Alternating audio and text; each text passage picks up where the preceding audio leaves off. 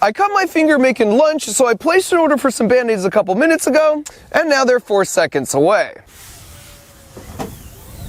That is a nearly silent drone system that can deliver a package from the sky right to my backyard in as little as 2 minutes with dinner plate accuracy. And as far as I'm concerned, that's basically teleportation. This is the very near future of package delivery from a company called Zipline. It's been over a decade since we were first promised drone delivery that looked like this, and to be honest, I was never that stoked about it because I couldn't imagine that anyone would actually want something that big and loud with dangerously fast spinning propellers landing anywhere near their house. And that was a bummer, because with the explosion of people using Amazon or food delivery apps like DoorDash or Instacart, billions of doorstep deliveries are now happening every year. But when your lunch only weighs a few ounces, driving it to everyone with these 2-ton gas-powered vehicles is wildly inefficient, bad for the whole planet, and not to mention just really slow. Drone delivery would not only take a lot of cars off the road, but it would be a lot faster than a car, it would be fully electric, fully autonomous, and it would cost pennies worth of energy per delivery. And with Zipline, because the droid that lowers the package can move laterally in any direction, it can make a dartboard-sized precision landing even in high winds, while the main drone can stay 400 feet up in the sky, making the whole thing whisper quiet.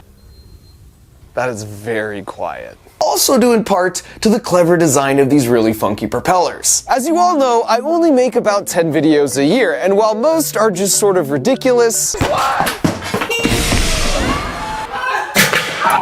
I like to dedicate one video to showcase how clever people are using engineering to change the world for the better. And to be clear, the company I'm talking about today is not sponsoring this or paying me in any way. I'm just really impressed by the work that they're doing and how they're doing it. So we'll circle back in a minute to exactly how they're going to pull off deliveries using these short-range drones in a city, but it begs the question, if they can make it work there, why not use gliding drones to cover longer distances to deliver critical medical supplies for countries with lots of remote villages? Well, as it turns out, catapulting life-saving blood through the skies is what they've already been doing for over 6 years, which is why we need to head out to Rwanda to understand where this all started. And immediately after showing up, we were right in the thick of it, as drones were taking off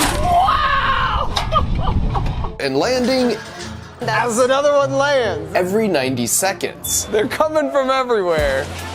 And as a newcomer, it felt a bit chaotic, but if you're gonna rack up 40 million miles worth of drone flights, your team needs to be operating with the efficiency of an F1 pit crew, so here's a crash course on how it all works. It all starts with an order coming in from a doctor at a hospital, say for example for an emergency supply of blood. Then once it's all packed up, it gets passed out to be placed in the belly of the drone, and then the whole thing is placed on the launcher. At that point, they attach the wings, then secure the battery, followed by the nose cone. Then after some pre-flight safety checks, they launch the drone, all within 90 seconds of the order coming in. The catapult launcher takes the drone from 0 to 65 miles an hour in a third of a second, which is literally less time than it takes you to blink. And it's a pretty clever design too, because it means the drone immediately starts at its cruising speed, where it takes much less energy to stay airborne. Then once it's in the air, cruising at 70 miles per hour, it navigates its way to the hospital, and upon arriving, opens the trap door to drop the package, which lands safely using a parachute. Having now completed the mission, it continues making all its own decisions to autonomously navigate back home from as far away as 150 miles round trip. Then taking inspiration from an aircraft carrier, as the drone approaches, the military-grade GPS broadcasts its position within 1 centimeter, so these two poles know exactly when to swing up at the last possible moment, snagging a hook on the tail with the cable, which safely slows it down. Then once it's settled to a stop, their crew comes in to remove the battery and wings, and it all goes back into rotation. The whole thing is really impressive and incredibly robust, which means it works in pretty much any weather. And because there's no human steering it, it has no issues flying at night, so they run the operation 24 hours a day, which is how in 6 years, they've managed to make those 500,000 often life-saving deliveries. That is the uppermost top of the iceberg tip of how they're doing what they're doing. But what you should know is 6 years ago, all the experts told them this was a hopeless cause and failure was a near certainty, and they kind of weren't wrong. Building an engineering product takes time, so you prototype, you build it, and then you fail, and then you try it again, and you fail, and you try it again until you have the shiny product that you want.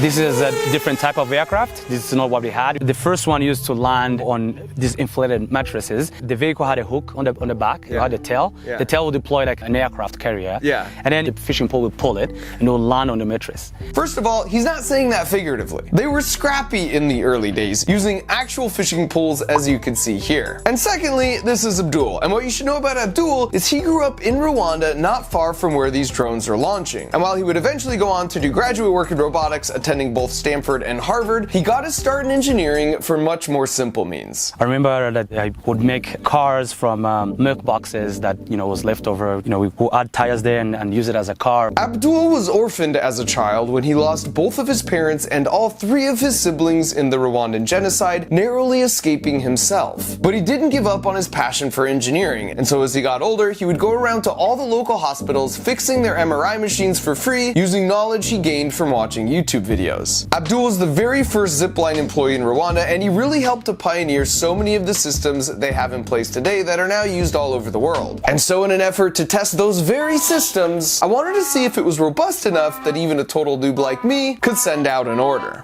Oh, we got one. Panic! Don't worry. Don't worry, okay. Gloves, okay. Good enough. This is where the blood is, right? O positive. It's O positive. Yeah. I feel like I shouldn't be touching this. Stay calm, that's the #1 rule. Now you scan. Scan it. Do 6 grabs. Like this? 2, 3, 4. 5, okay. Ah. Just out here saving lives. And once I ring the bell, it's the drone team's problem. Okay, what do I do? Check if it's not tangled. And push it here. Out of my way, I'm coming through! The wings, how's that? Battery! Which one do we pick? There's so many! So after a final check of the drone's condition, a little bit of a look to the right and cough, we had liftoff. I'm a hero! We did it! I just saved a life, basically. Wow. How do you guys do this all day long? So now that I had a pretty good feel for the launch site, we headed out to see where some of these drones were actually flying to. So we left the launch site like 3.5 hours ago. We're driving to this remote hospital on these really windy roads. And as we've been driving, we've been tracking and seeing some of these zipline drones delivering blood and medical supplies to this hospital. So since we're about a half hour out, I thought it would be fun to place my own emergency order. Then it could meet us when we get there. Because when you need extra ointment, you just need extra ointment. And sure enough, a few minutes after arriving, I got a notification for an incoming package. This is wild because we're like 4 hours away on some really windy roads. I got it!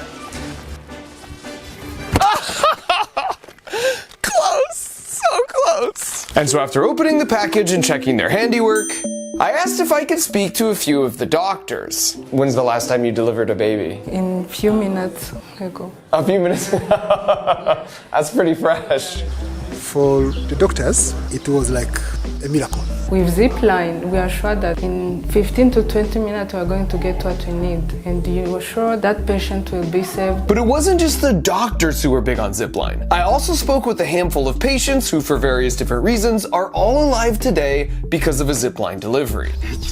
Every time when I see the drones around, I just think that someone's life is going to be saved. And that's kind of true, because their drones have reduced in-hospital maternal mortality by 88%. Zipline has 2 launch sites that give them coverage for pretty much anywhere in Rwanda, but they also have operations running in all of these countries. And while they serve 3,000 hospitals globally today, that number will be 10,000 by the end of the year. Alright, so we've covered their long-range country delivery drones, which means we've now got the context to talk about their short-range city delivery drones. But first, I just have to interject here and say I was blown away by Rwanda as a country. I mean, right out of the gate, their stoplights are really cool because they're just countdowns till the light turns green. They can balance and carry pretty much anything on their heads, and there's motorcycle taxis everywhere. And given that when in Rwanda, you do as the Rwandans do, whenever possible, that's how we got around ourselves. What a freaking boost. Everyone was also super friendly everywhere we went. Well, not everyone, because if you stop to play soccer with some random kids, am I good? Am I good? Just know, they're not gonna take it easy on you.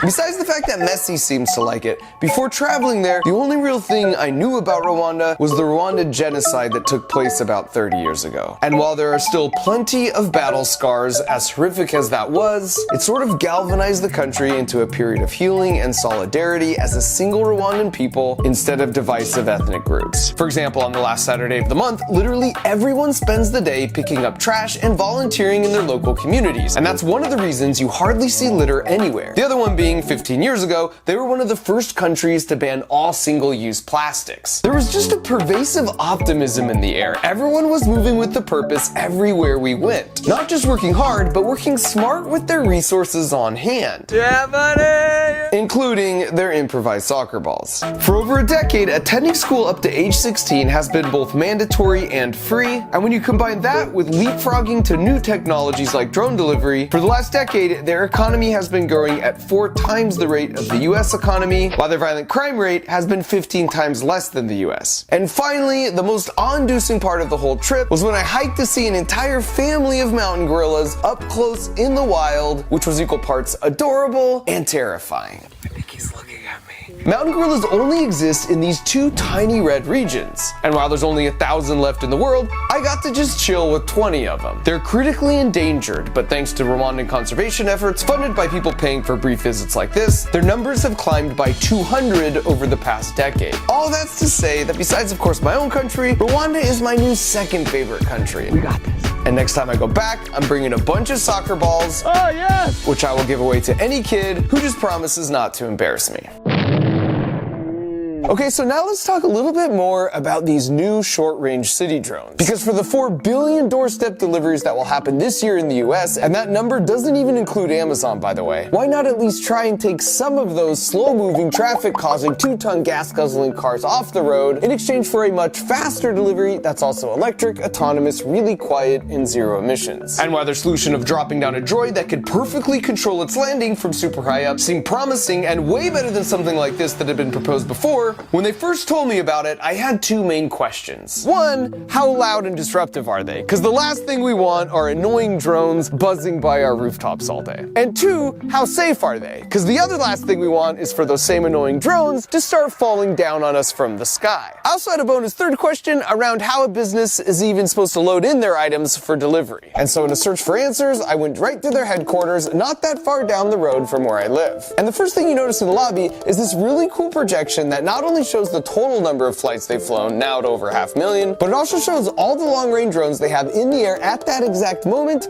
delivering those critical medical supplies all around the world. And this isn't now just where they design and build all their drones, it's also where they do a lot of their testing. And they test pretty much everything in every way possible before getting it out to the field as quickly as possible. And according to their CEO Keller, this is something they discovered early on. Our key insight was we were dumb. And we basically always assumed we were dumb, and for that reason, when we designed things, we got them into the real world super fast and learned by serving real people.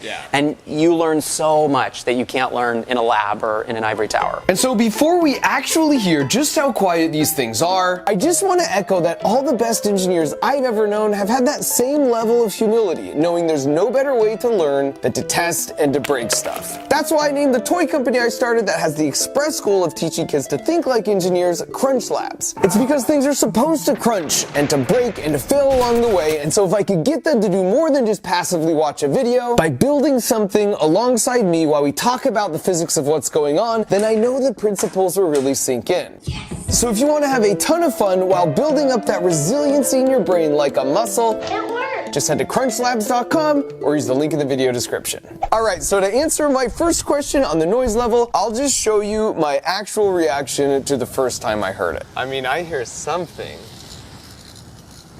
I cannot believe that's airborne. Are you serious? And I just wish there was a better way to convey this on video, but here's my best attempt. You'll first hear a leaf blower, then a typical hobby drone that weighs 1 pound, then their drone that weighs 50 pounds. And of course, I've kept the audio levels completely untouched for all 3.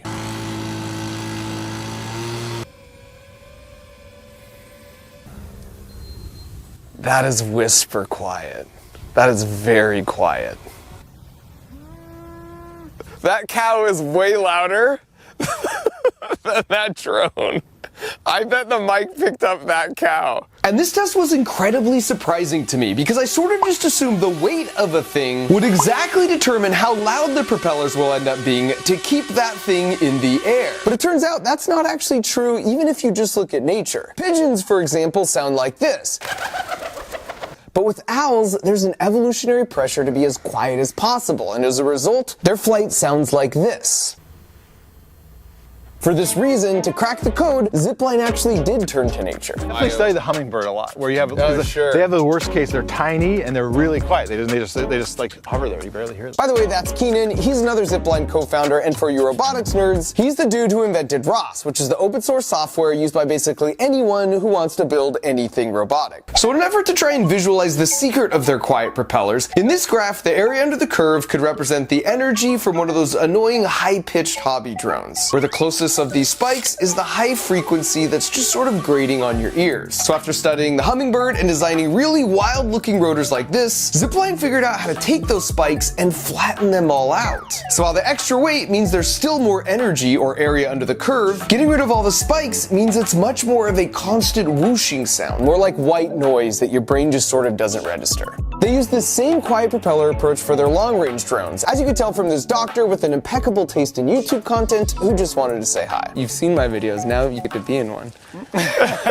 Have you seen the planes fly over and deliver the supplies here? I have not yet seen one come and deposit something here. That's amazing. There was just 15 deliveries in the last hour. They're really quiet. If I would have heard it, I would have, gone to see it. For my second question regarding safety, just like when sending something to Mars, all their critical systems have backups on board. In engineering, we call this redundancy, and they even demonstrated for us how if one propeller stops working, it could still fly due in part to the large back propeller that picks up the slack. And that back propeller is pretty clever, by the way, because it's what propels the drone forward as it moves across town, but then it turns down 90 degrees to help steer and create extra lift while it's stationary and dropping down the droid. In addition to the redundancy, a whole aircraft parachute is automatically deployed if there is a problem that's sensed, or if the drone just loses power altogether. And because of their painstaking engineering efforts, it's worth noting in the 6 years they've been operating for those 500,000 flights, they've had exactly 0 incidents causing any injury. As for my third bonus question around how the drones get loaded up, in the most simple case, something like a grocery store could reserve some parking spots as a loading zone. Or as one of the Zipline engineers told me, you can take a window from your local pharmacy and turn it into this portal. So the droid would come down the chute, then some ASAP items like these would get loaded inside, then it goes back up the chute, into the drone, and off for delivery. For healthcare, if you were really sick and say on a 15-minute video call with your doctor, by the time the call was ending, your medications could be on your back porch so you don't have to leave your house. You could also imagine how this could work with a distribution center or a large retail store. More than 90% of people in the US live within 10 miles of a large retail store, and Zipline drones conveniently can make a 10-mile round trip while carrying up to 8 pounds. An additional win for the planet here is you don't need to use all the cardboard to box it up because it doesn't have to survive being shipped out on a big truck.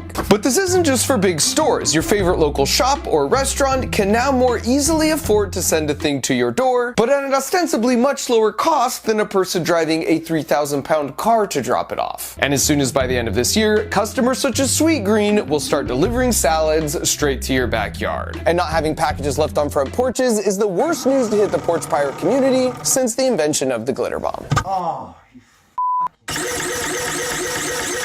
Alright, we get it, okay.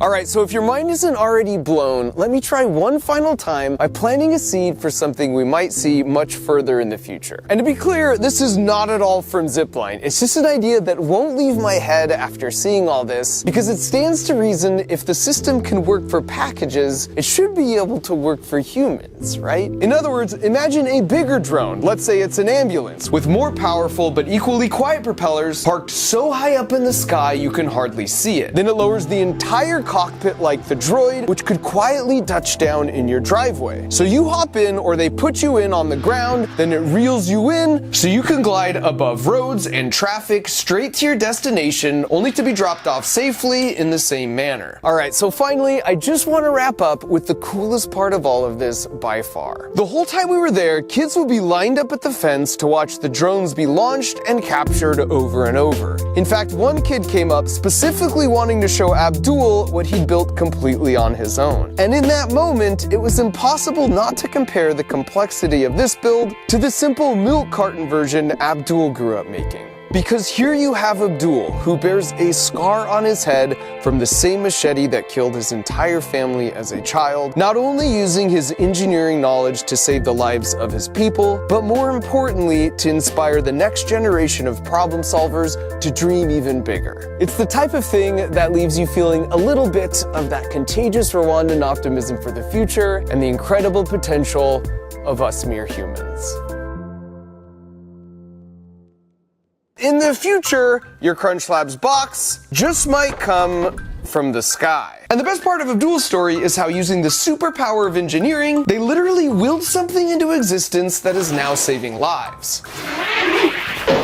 And as it says on the box, my goal with Crunch Labs is to help you think like an engineer. That means you know how to think critically and break a problem down into manageable steps. Thinking like an engineer makes you a better soccer player or piano practicer or math studier because you're resilient. And just like Abdul, you know the importance of failing a bunch before you finally hit that breakthrough.